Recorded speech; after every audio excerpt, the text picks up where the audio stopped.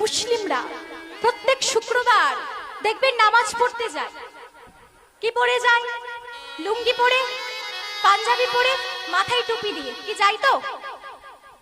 ওরা প্রত্যেক শুক্রবার নামাজ পড়তে যাচ্ছে ওদের ধর্মের পোশাক পরে, অথচ আমি হরিবাসরে কীর্তন শুনতে আসছি লুঙ্গি পরে। আজ পর্যন্ত দেখেছেন কোন ছেলে নামাজ পড়তে গেছে জিন্সের প্যান্ট পরে? অথচ আমি হরিবাসরে আসছি 100টা জায়গায় ফাটা জিন্সের প্যান্ট পরে। আপনি যা খুশি পড়ুন, সে পোশাক নিয়ে আমি কথা বলবো না, কিন্তু হরিবাসরে আসছেন লুঙ্গি পরে কেন? লুঙ্গিটা তোমার নয়, তোমার হিন্দু সনাতন ধর্মের লুঙ্গিটা নয়, ওটা হচ্ছে মুসলমানদের জন্য, ওরা পরবে।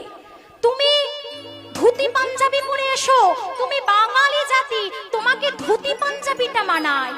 ভাবতে বড় লজ্জা লাগে, কি জানি। আজ পর্যন্ত দেখেছেন কোন মসজিদে বিকেলে হলে 4টে বাজতে না বাজতেই তাসের আড্ডাটা বসে? কেউ লক্ষ্য করেছেন? জোর গলায় বলুন।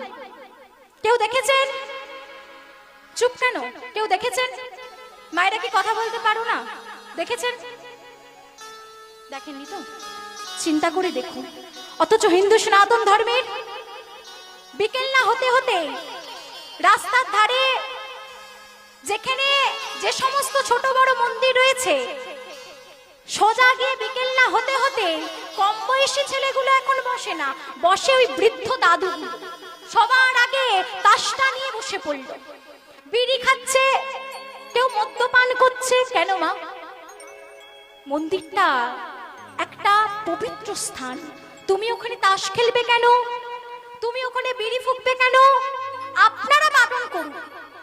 আপনাদের মন্দির পবিত্র রাখার দায়িত্বটা আপনাদের, আপনাদেরকেই বারণ করতে হবে, তবে কিন্তু এসব মানুষগুলো শিখবে।